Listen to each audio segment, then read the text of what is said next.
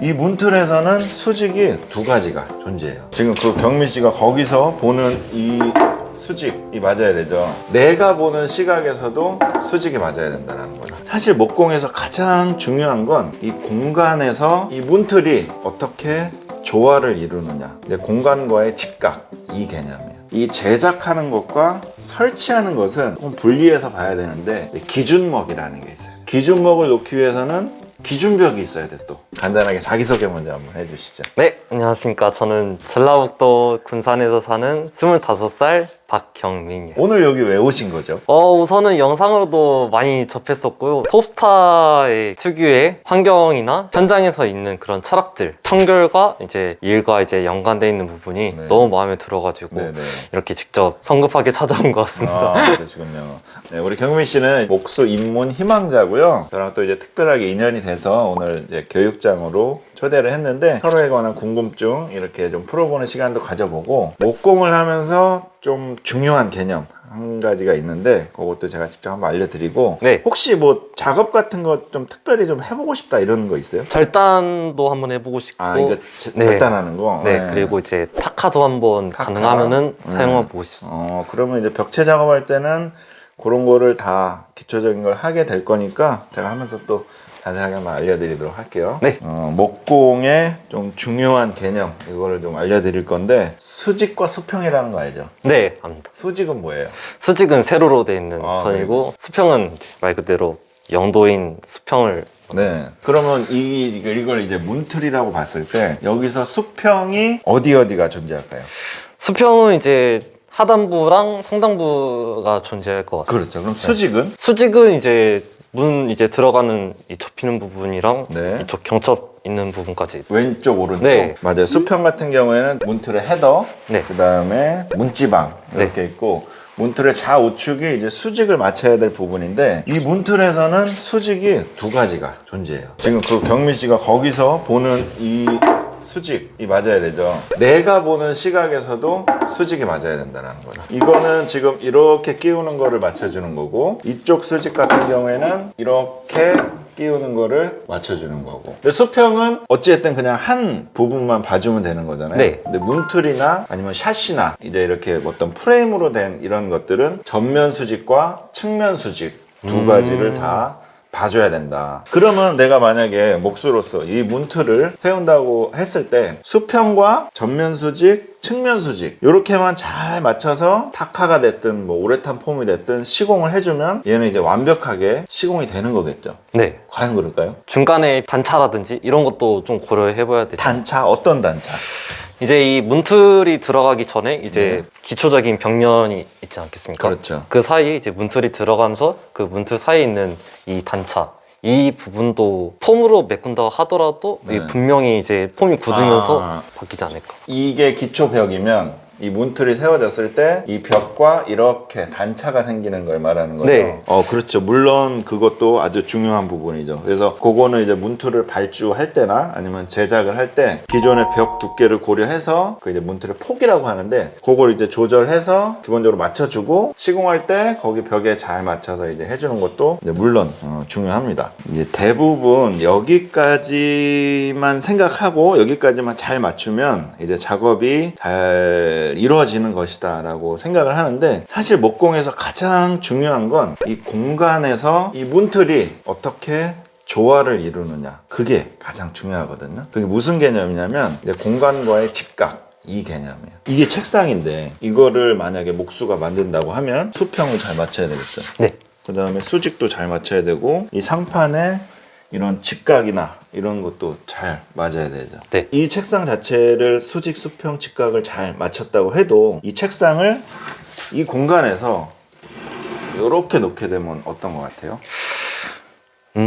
활용도가 좀 떨어질 것 같아요. 이 시각적으로 봤을 때는 어떤 것 같아요, 지금? 좀 불편하다고 저는 생각이 들어요. 삐뚤거나 네, 좀 삐뚤어도. 튀어나오거나 막 이러면 이게 어떻게 보면 이제 삐뚤 거잖아요. 근데 이게 삐뚤 거를 무슨 기준으로 삐뚤었다고 표현을 하냐 이거지. 저의 시각 기준에서는 삐뚤었는데 만약에 네. 이런 식으로 보면은 이제 올바른 그렇죠. 이제 딱히 이제 기준은 없지만 여기서 보면 이제 반듯한 거고 네. 경민 씨 여기서 보면 반듯한 건데 네. 그냥 우리는 알잖아. 그냥 느낌적으로 아, 네. 이 공간에서 이 책상이 지금 삐뚤었다라는 걸. 근데 이게 예를 들어 이렇게 미세하게만 삐뚤었다면 느낄 수 있을까요?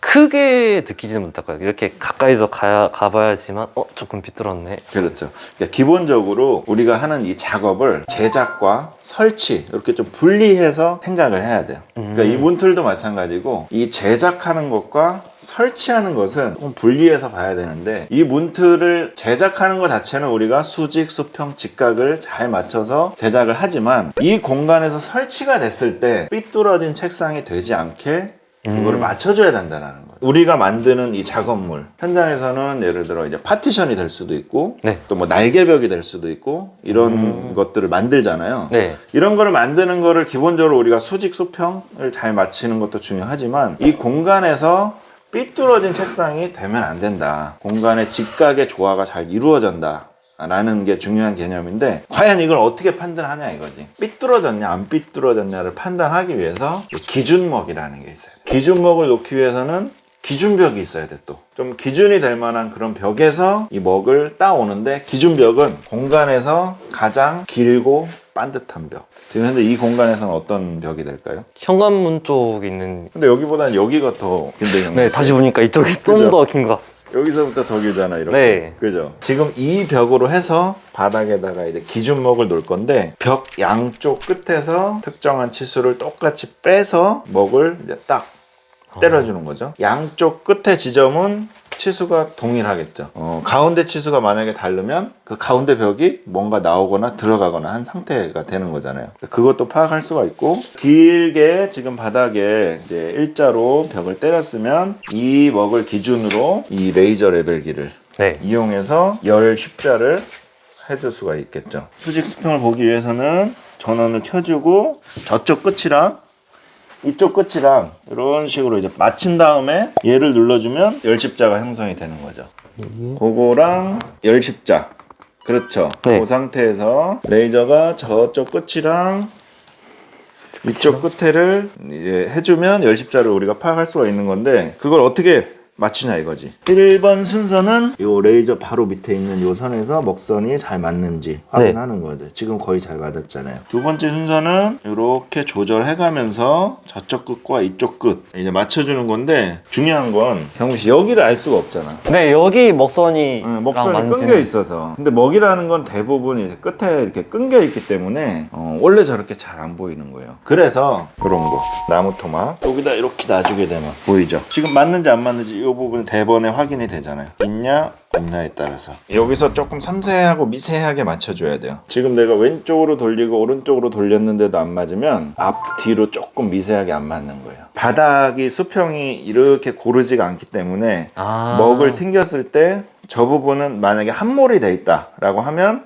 실질적으로 이제 반듯한 라인이 아니라는 거지. 그 부분은 양쪽 끝에가 정확히 맞으면 이 바닥에 있는 먹선과 레이저 라인이 안 맞을 수가 있어요. 그게 정상이에요. 레이저 자체가 자동적으로 열십자를 뽑아내주니까 지금 이 라인을 우리가 이제 판단할 수가 있는 거죠. 자, 그러면 우리는 이 건물의 기준먹에서 다시 또 열십자로 해서 라인을 바닥에다가 이제 그려놨기 때문에 네. 열십자 기준목이 바닥에 생긴 거죠. 우리는 이 기준목에 의해서 이 문틀이 삐뚤어진 책상인지 아닌지를 판단할 수가 있는 거예요. 지금 이 지점에서 네.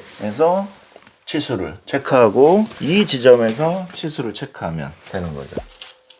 잠시만요, 경민 씨. 일단은 줄자 보는 법부터 배워야 될 것 같아. 내 몸은 항상 줄자와 내가 확인할 위치에 가까운 안정적인 자세가 돼야 돼요. 그리고 얘는 밀착으로 해주는 거예요. 밀착. 이 오른손으로 밀착을 해주게 되면 굳이 경민 씨처럼 이 끝에를 잡지 않아도 된다는 거죠. 오히려 이 끝을 잡게 되면 끝부분의 줄자가 꺾이면서 치수가 저게 될 수가 있기 때문에 이 왼손은 이 줄자가 꺾이는 걸 잡아만 준다라는 생각으로 얘를 힘을 주는 건 아니에요. 반듯하게 유지만 해준다는 거죠. 지금 얼마예요, 치수가? 79.3?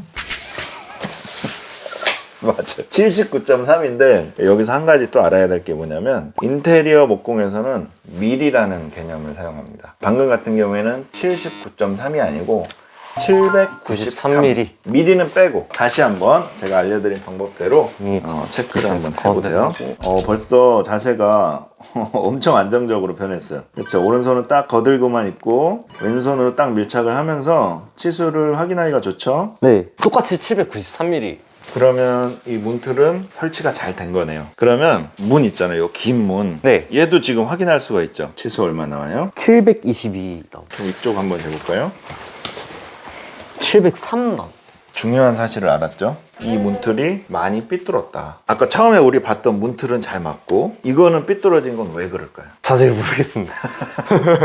두 가지 원인이 있을 수가 있죠. 지금 이 문틀을 세울 당시의 기준목이 우리가 잡은 게 아닐 수도 있어요. 우리는 단순히 그냥 이 넓고 긴 벽을 기준으로 해서 기준목을 잡은 거기 때문에 우리가 잡은 기준대로 얘를 판단하니까 얘는 안 맞는 건데 얘는 얘 나름대로의 기준이 있을 수가 있는 거예요. 그렇죠? 네네. 그 기준으로는 우리가 잘못될 수도 있는 거고. 근데 하지만 그런 논리라면 얘랑 쟤랑 동일하게 어긋나야 되는데 지금 우리가 처음에 잡은 거는 우리 기준에도 잘 맞았는데 얘는 안 맞는다라는 건 얘와 쟤가 서로의 기준이 없이 설치가 됐다라는 게 증명이 된 거예요. 네네. 그렇기 때문에 우리가 지금 이 기준목에 의해서 전체적으로 이 삐뚤어진 책상이 되지 않기 위해서 공간의 그 직각을 우리가 유념해서 작업을 하느냐 그렇지 않느냐에 따라서 이렇게 결과가 나온다는 거죠. 그렇죠. 우리가 작업함에 있어서 기준은 잡고 작업을 해야 되잖아, 몫으로서. 네네.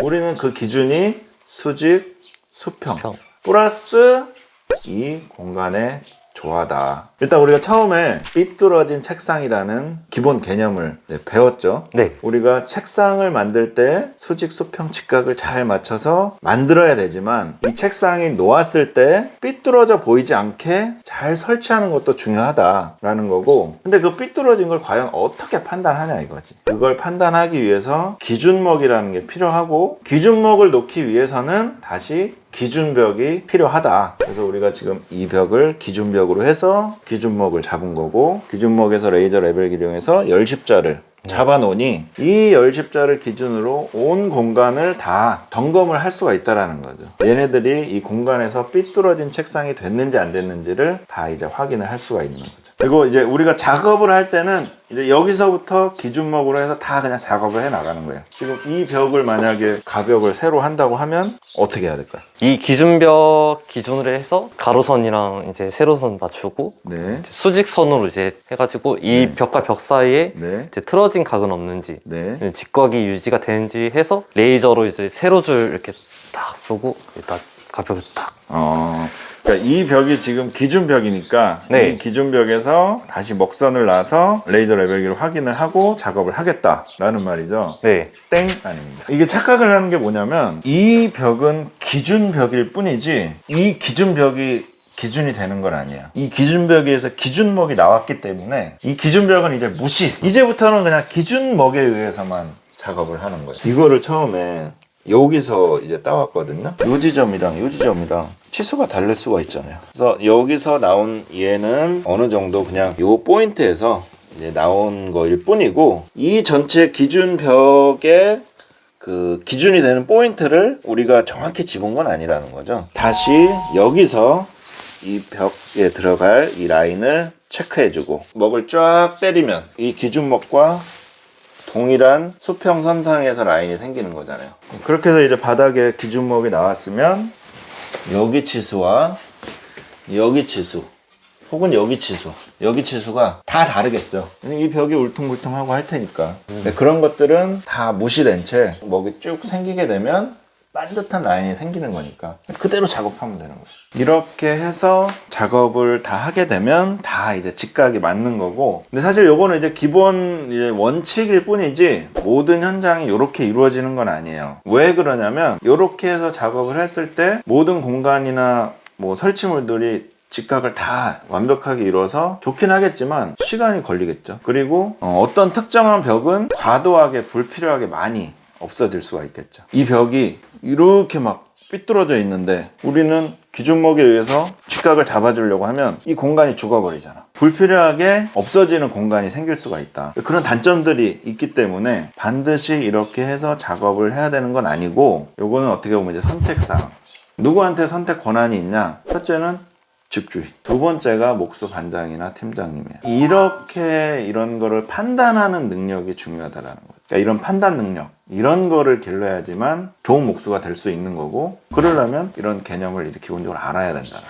네. 확실히 기준점을 알고 보니까 이런 가구나 아니면 뭐 배치에 대한 그런 게 좀 생기네요. 이런 판단을 못하게 되면 성장을 할 수가 없다라는 거죠. 정민 씨, 25 나이에 인테리어 목수라는 직업을 택한 이유가 뭡니까? 저는 사실 원래는 건축가가 꿈이었어요. 무언가를 직접 만드는 사람들이 되게 멋있다고 존경을 해서 그거를 이제 토대로 이제 학교랑 이제 전공 같은 거를 비슷하게 했는데 너무 저랑 잘 맞다고 생각이 들었는데 막상 근데 대기업처럼 이제 쉽게 이제 면접 놓고 이제 지원을 할 수 있는 그런 건 줄 알았는데 좀 되게 어렵더라고요. 복잡하고. 원래부터 이렇게 만들고 이런 거에 좀 흥미를 있고 꿈을 가졌었던 거군요. 목수라고 하시면은 이제 단순히 이제 가벽을 세운다든지 아니면 뭐 전기 배선이라든지 아니면 뭐 방수, 뭐 타일 뭐 이런 것들도 고려를 하시는지. 당연히 고려를 해야죠. 인테리어 목수 반장이 현장에서 어떤 책임감이나 어떤 권위 이런 것들을 갖기 위해서는 이 현장을 좀 통솔하고 전체적으로 잘 끝날 수 있게 기획자 역할을 해주는 게 저는 좀 크다고 생각하는데, 그러기 위해서는 다른 공정의 이해 없이는 사실 이거를 할 수는 없는 거잖아요. 네. 그러니까 다른 공정을 이해를 해야만 제가 또 그 부분을 이제 배려를 또 할 수가 있는 거고 서로 협의가 되는 건데, 조화롭게 끝나기 위한 이런 그 능력을 좀 많이 발휘하기 때문에 현장에서 대우도 받고 인정도 받는다고 생각하고요. 그런 부분이 중요합니다. 제 질문 차례인가요? 네. 톱스타도 그렇고 목수 수첩이라든지 뭐 네. 정브라더스라든지 여자 목수 김치라든지 되게 멋있는 네, 목수들 많이 있잖아요. 네. 경민 씨가 만약 그분들 중에 딱 한 명만 만나야 된다, 그러면 과연 누구를 선택하시겠습니까? 뭐 제가 바로 앞에 있다고 일부러 저 얘기하면 안 되고. 당연히 일단 첫 번째는 톱스타님이 제일 그거였고, 두 번째는 목수수첩이 제일 관심이 많았어요. 영상도 참고하고 알고리즘을 타다 보니까 이제 톱스타님 영상을 좀 봤는데 제일 인상 깊게 남겼던 게 이 친구 이 든든이가 가장 마음에 들었고, 현장 같은 경우는 이제 좀 더러워지고 막 어디 기둥에 세워져 있고 이런 반면에 딱 이렇게 라벨링까지 다 하고 이런 영상을 봤었는데 내가 배워도 이런 사람한테는 배워야겠구나 하는 생각이 좀 들었어요. 결론은 목수 수첩님이 가장 보고 싶다라는 답변이었습니다. 혹시 이제 마지막 질문. 온라인 목수 학원? 이거를 하게 되는 좀 더 궁극적인 원인이 뭔지 제일 궁금했어요. 목수 관련된 이제 플랫폼, 이제 톱스타 클래스를 오픈을 했는데요. 사실 톱스타가 갖고 있는 궁극적인 목적은 목공을 이제 학문화하고 체계화하고 관련된 이제 교육을 하는 게 궁극적인 목적인데, 그걸 실현하기 위한 뭐 한 가지 또 방편인데, 기존에 이제 유튜브를 통해서 내가 정보를 주거나 하는 건 또 한계가 있고, 잘 이제 체계화된 그런 정보를 좀 담아야 되겠다라는 그런 생각을 좀 갖는 와중에, 그러니까 홈페이지를 통해서 하는 게 가장 좀 맞겠다라는 생각으로, 그러면서 또 유튜브에서 할 수 없었던 또 수익 사업들 이런 것들을 또 거기서 좀 같이 해보자라는 그런 목적으로 만든 거죠. 거기서 또 경민 씨가 온라인 클래스를 신청해가지고 또 이렇게 인연이 된 거잖아요. 이론이나 이런 것들을 잘 또 정리하고 열심히 또 잘 써서 만들다 보면 좋은 정보가 될 수 있고 또 궁극적인 목적을 또 실현하는데 도움이 되지 않을까라는 생각으로 꿈을 위해서 하는 거죠. 뭐. 꿈을 위해서. 네. 경민 씨도 지금 어떻게 보면 꿈을 위해서 이 먼 곳 해남까지 와서 시간을 갖는 거잖아요. 진짜 젊은 나이에 그렇게 꿈을 위해서 뭔가 한다는 게 난 너무 대견스럽고 잘 되겠다라는 이런 생각이 들었어요.